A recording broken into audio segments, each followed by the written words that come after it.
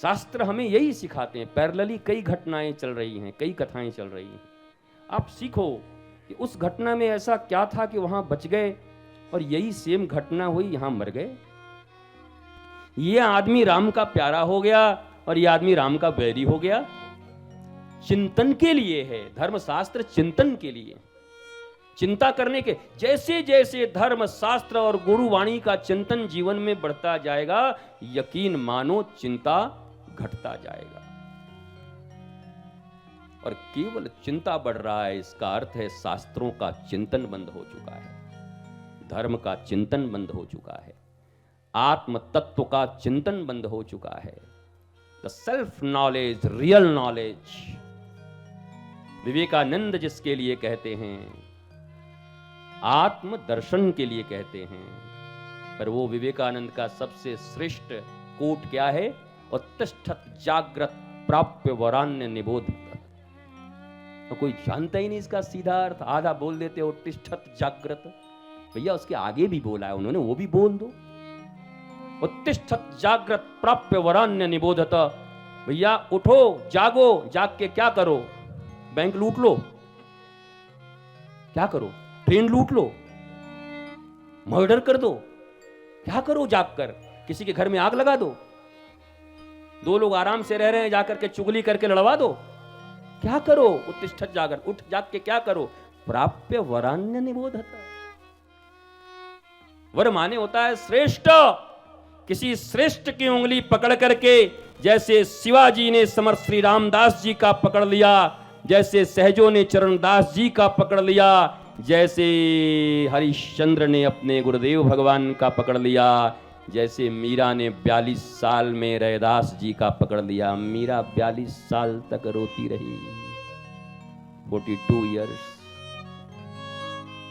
42वें साल में पहली बार, अब 3 साल से प्रेम करती थी श्री कृष्ण को, लेकिन बहुत रोई, बहुत रोई, बहुत रोई। गा भी दी कि अगर मैं जान जाती कि प्रीत किए दुख होए, तो नगर ढिढोरा पीटती की प्रीत न करी हो कोई। क्या कमी थी? क्या भारतीय सनातन शास्त्र के मनीषी इस बात को कहेंगे नहीं? क्या ऋषि इस बात के ऊपर प्रकाश डाल करके भारतवासियों को जगाएंगे नहीं? क्या ऐसी कमी थी मीरा में कि इतना दुख था उनके जीवन में, इतनी कष्ट में थी? वो मीरा ने स्वयं 42 साल की उम्र में कह दिया, पायो जी पहली बार नाची जोर से। क्या लिखा? पायो जी मैंने, और वस्तु अमोलक। भैया आप लोग लगता है शादी उदी में सिर्फ बजाते हो, लगा के कहीं चले जाते होगे ना। कथा वाले तो हो नहीं, मेरे को पता है। वॉइस मॉड्यूलेशन, अगर आप प्रगति चाहते हो, उन्नति चाहते हो इस क्षेत्र में, साउंड इंजीनियरिंग में, तो आपको बहुत डेडिकेटेड होकर देखना पड़ेगा वक्ता को। मेरा कुछ नहीं, मैं 7 दिन बोल के निकल जाऊंगा, पर आपकी प्रगति रुक जाएगी। नहीं तो आप इतने अच्छे साउंड इंजीनियर बन जाओगे, लोग आपको ढूंढेंगे कि वाह कितना सुंदर वॉइस मॉड्यूलेशन करते हैं। कब गाना है, कब बोलना है, कब श्लोक बोलने हैं, आपको चकोर की तरह से देखना होगा और खेलना होगा अपने मशीन से। देखो मैं जितना पढ़ा हूं, खेल रहा हूं कि नहीं, वेद वेदांत शास्त्र, आप उससे मुझे आनंद आता है।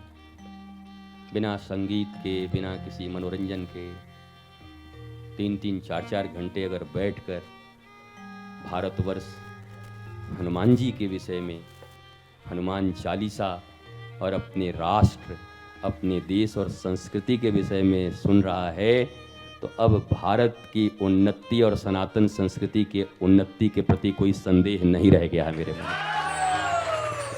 इतनी गंभीरता से वो माताएं और ऐसे बच्चे सब बैठकर एक टक होकर अगर आप ऐसे देख और सुन रहे हैं, नहीं तो कितनी बार मनोरंजन इसमें हो जाता अब तक। कीर्तन एक बार पहले हो और एक बार कथा के पश्चात। रोटी बनती ना आपके यहाँ, तो आटा लगाते परथन बोलते ना, तो एक बार इधर एक बार उधर, है ना? हाँ। ऐसे ही हर कथा में, भगवान की कथा में, कथा के पूर्व खूब नाम संकीर्तन होना चाहिए। नाम से हृदय निर्मल होता है। अब उसमें पात्र हमारा अच्छा होगा तो भगवान की बातें जमेंगी। अच्छा एक बात बताओ, आप उधर से आए हो मूड ऑफ करके, लड़ाई झगड़ा करके यहाँ आके बैठ गए, कितना ले पाओगे? यहाँ बैठ के भी उसको बता देंगे, उसके लिए हम बन जाएंगे, हनुमान जी की तरह गदा मार देंगे। यहाँ भी बैठ के यही सोचते रहो, आधे घंटे पहले से हरे कृष्ण कृष्ण कृष्ण हरे हरे, हरे राम राम राम हरे हरे, श्री राधा श्री राधा श्री राधा श्री राधा श्री राधा श्री राधा, राधा राधा राधा।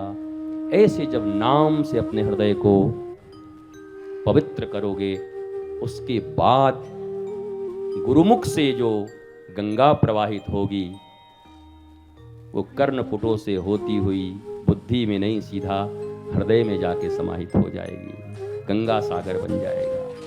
सारा तीर्थ बार बार, गंगा सागर एक बार, यही गंगा सागर है। गंगा जब सागर में मिलती है तो अपनी शीतलता खो देती है, अपनी मिठास खो देती है। नहीं तो गंगा अड़ सकती है कि मैं गंगा हूं, मैं शीतल हूं, मैं मीठी हूं, मैं खारी नहीं बनूंगी। तो सागर कहेगा तो फिर दूर ही रहो, गंगा सागर नहीं बन पाओगी। गंगा रहोगी पर गंगा सागर नहीं बन पाओगी। गंगा को भी अपनी पहचान मिटानी पड़ती है जब विराट से मिलना होता है। वैसे ही इस जीवन में जब कभी आप किसी सद्गुरु के सामने आओ तो अपनी हस्ती, अपनी ईगो को लेकर मत आओ, निर्मल जल की तरह आओ और उस सागर से मिल जाओ। अपनी पहचान खोनी पड़ती है। अगर अपने ईगो और जूते लेकर आ गए, यहाँ कुछ नहीं मिलेगा, बल्कि और नाराज होगे।